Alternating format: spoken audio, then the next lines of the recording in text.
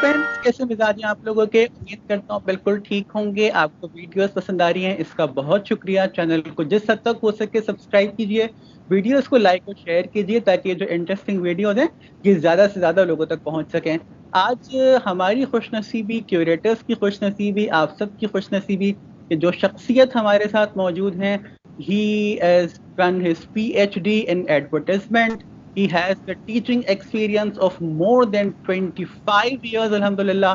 Currently working as a director in Casbet University. Let me take this privilege to welcome Sayyid Karamatullah Hussaini Saab. Assalamu alaikum, sir. How are you?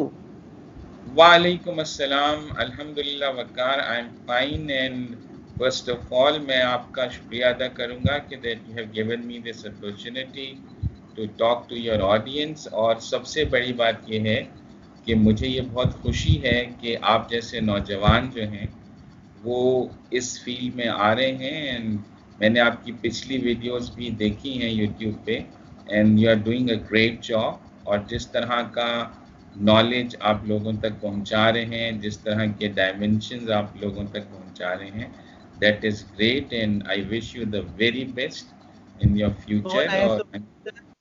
So nice of you. It's ji, indeed an honor having you on this platform today. How do you feel coming to this curators right now? well, it's very interesting, and I'm feeling very happy to be a part of this YouTube channel. और मेरे लिए एक एजाज़ की बात भी है कि यकीनन आपने मुझे अप्रोच किया, और ख़ासतौर पे जो फील्ड का आपने मुझसे बोला, तो ये एक बहुत वास्ट फील्ड है। And definitely I would try to actually give a very brief input on that जब हम बात करेंगे उस पर। तो आपका पहले तो बहुत शुक्रिया कि for choosing me for this very intellectual and scholarly topic. तो सबसे पहले तो ये बात है, अल्हम्दुलिल्लाह। तो नाइस ऑफ यू सर। ये हमारे लिए ऑनर है कि आपने इस तिफले मक्तबर बंदाए नाचीज की बात पे लब्बैक कहा और आप इस प्लेटफॉर्म पर आए। आज फ्रेंड्स इंतहाई इंपॉर्टेंट टॉपिक पे आपके साथ मैं और सर करामत बात करने वाले हैं। हम अक्सर सुनते हैं एक्सप्लोरिंग और रिसर्चिंग, लेकिन जब हम रिसर्च की बात करते हैं तो at time we tend to forget कि what actually research means. So, sir, before we go any further, when we say research, what actually we are referring to? अच्छा वकार, देखिए सबसे पहली बात तो I would start with the very term research. The terminology itself explains it's scope. तो एक तो ये बात जहन में हम सबके होनी चाहिए कि हम कोई चीज़ को एक लिहाज से क्रिएट नहीं कर रहे हैं। In fact we are finding new properties of things that exist globally, and then we are trying to use those properties in order to solve our problem. तो ये एक चीज है कि ये क्रिएटिविटी उस सेंस में नहीं है कि that we become a creator of something. In fact we are discovering new knowledge, और उस नॉलेज को हम अप्लाई कर रहे हैं अपनी जिंदगियों को बेहतर बनाने के लिए। एक तो ये मेन पॉइंट है जो शायद हम सबको समझना चाहिए, that we keep on researching the old things, and then in those old things we find out new properties and we find out new ways of doing things. तो पहले तो ये बात है। और दूसरी बात ये है कि रिसर्च किसी एक कम्युनिटी का काम नहीं है।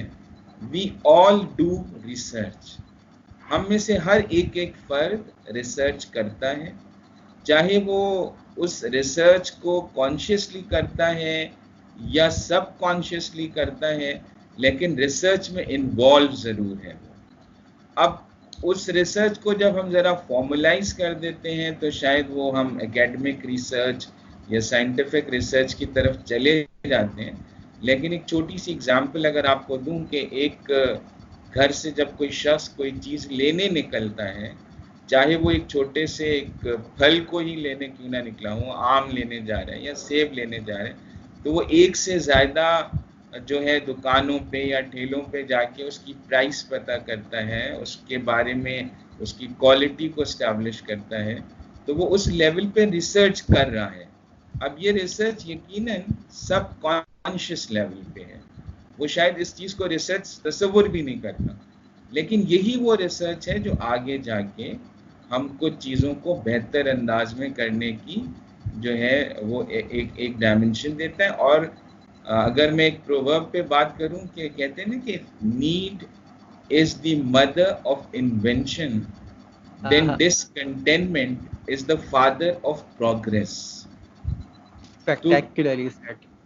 जी जी वकार। सर अगर हम सोशल रिसर्च की बात करें तो क्योंकि यूजुअली लोग उमन कंफ्यूज हो जाते हैं कि जब हम सोशली चीज़ों को देखने की कोशिश करते हैं तो सोशल रिसर्च से क्या मुराद होता है?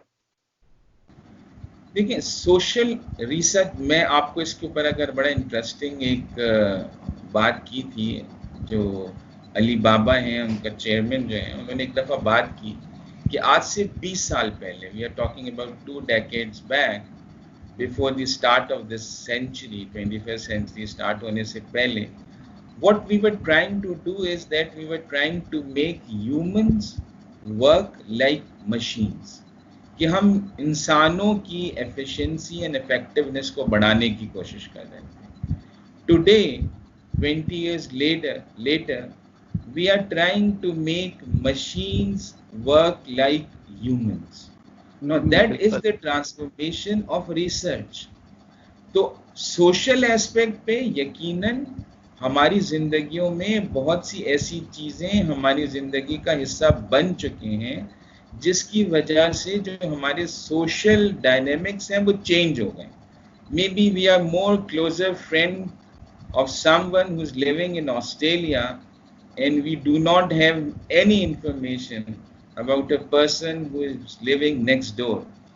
तो ये एक बिल्कुल अलग ग्लोबल सोसाइटी बन रही है।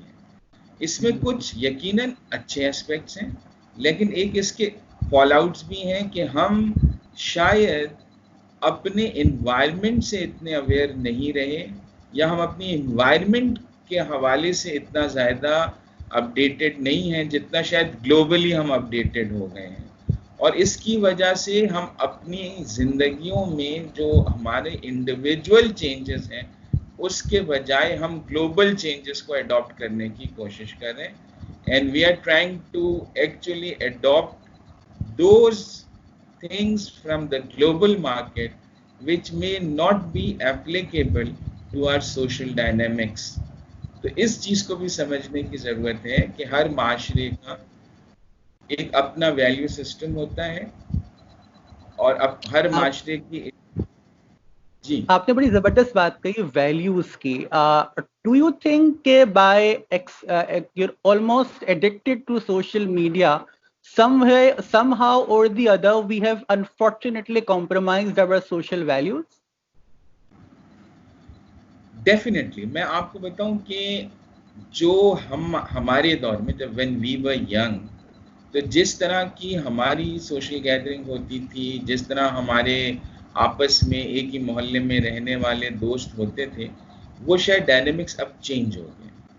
टेबल टॉक की जमाने में बड़ी इंपॉर्टेंस होती थी, डिनर टेबल पर लोग बड़ी इंपॉर्टेंस दिया करते थे, लेकिन अब वो चीज नहीं होती है। बिल्कुल। और मैं आपको बताऊं मजे की बात है कि आज भी शायद लोग बाहर जाके खाना खाते हैं या सोशल गैदरिंग में बैठे होते हैं, लेकिन मेजॉरिटी लोगों को आप देखेंगे कि वो एक टेबल के अतराफ तो बैठे हैं लेकिन सब अपने मोबाइल्स में बिजी हैं।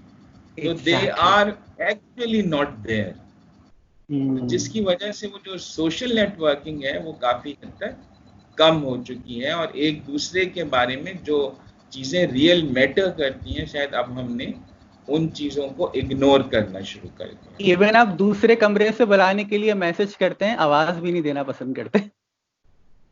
हाँ, ये इस कदर चेंज आ गया। जी। लेकिन अगेन मैं फिर एक बात इसमें कहूंगा कि इसके कुछ बहुत पॉजिटिव साइंस भी हैं, बहुत पॉजिटिव एस्पेक्ट्स भी हैं कि now we know what is happening globally, तो हमको कोई डॉज नहीं कर सकता या हमारे साथ कोई चीट नहीं कर सकता। If we are very keen in finding about anything, तो वो हमको पता चल जाती है। लेकिन इसका फॉल आउट ये भी है। जी मैं थोड़ा सा जा रहा था, टेक्निक्स पर हम अगर बात कर लें बिफोर वी एंड, कि रिसर्च की क्या क्या टेक्निक्स होनी चाहिए, मेथोडोलॉजीज जो होती हैं, उसमें से अगर एक आध जो बहुत ज्यादा इंपॉर्टेंट है, अगर हम उस पर थोड़ा सा लोगों को ब्रीफ कर सकें। देखिए, मैं अगर किसी को बोलूं, for someone who is starting his or her entry into research, तो सबसे पहले you need to be observational in terms of your society. तो ऑब्जर्वेशनल रिसर्च करना कि आपके आसपास क्या हो रहा है, आपके आसपास जो हो रहा है उससे आपकी ज़िंदगी में और दूसरों की ज़िंदगी में क्या इम्पैक्ट्स आ रहे हैं, और जो कुछ आपके आसपास हो रहा है वो सही हो रहा है या उसको सही करने की ज़रूरत है। ये एक बिल्कुल सिंपल, यानी कि that would be I think the basic platform from where you start to actually inquire about your social gathering के यार मैं ऑब्जर्व तो करूं कि क्या हो रहा है, being observant of your society. क्या बात है sir, you have nailed it. I wish कि we could continue, but unfortunately time जो है ना वो कभी कभी बहुत कुछ करवा देता है। आपसे डिस्कशन इतनी अच्छी चल रही है लेकिन वक्त इजाजत नहीं दे रहा कि हम मजीद जारी रख सकें। लास्ट में कोई मैसेज देना चाहेंगे यूथ को, क्योंकि माशाल्लाह से you are a real inspiration, तो यूथ को क्या कहना चाहेंगे लास्ट में? देखिए, मैं दो बातें कहूंगा और इस पे I would take leave from you. पहली बात तो ये है कि हम सब being, specially when I am talking about the youth, I am talking about the youth of Pakistan.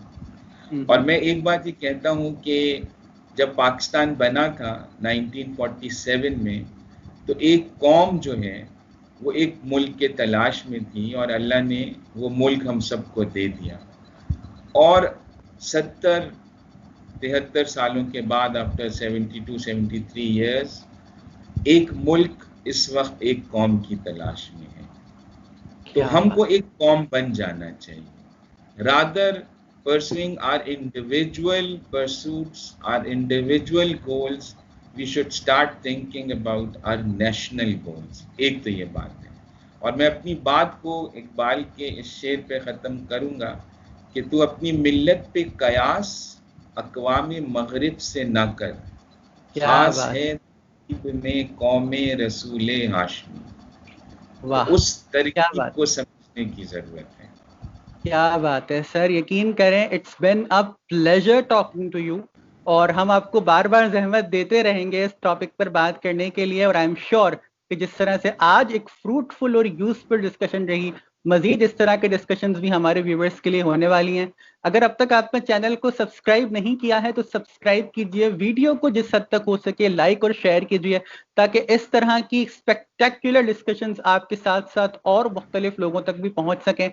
अपना और अपने गिरदोनवाह के लोगों का बहुत ख्याल रखिएगा। मुझे और सर करामत को अपनी दुआओं का किसी कदर हिस्सा जरूर बनाइएगा। जिंदगी ने वफा की और हालात साजगर रहे तो आपसे बहुत जल्द किसी और इंटरेस्टिंग और इन्फॉर्मेटिव वीडियो के साथ मिलेंगे। उस वक्त तक के लिए मुझे और सर करामत को इजाजत दीजिए। अल्लाह हाफिज and stay curious for much more.